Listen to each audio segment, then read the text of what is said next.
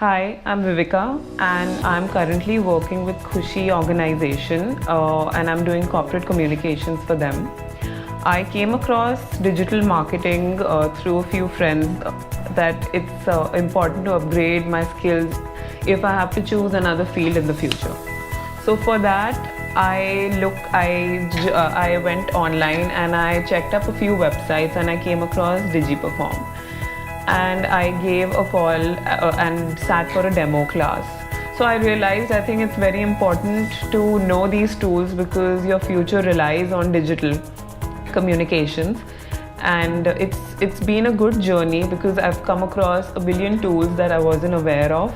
And now I am going to be using these tools even in my current job. So I can apply all these tools in a better way when I choose another job in another field. I want to go in for social media management or something in client servicing where these tools can be optimized to the max.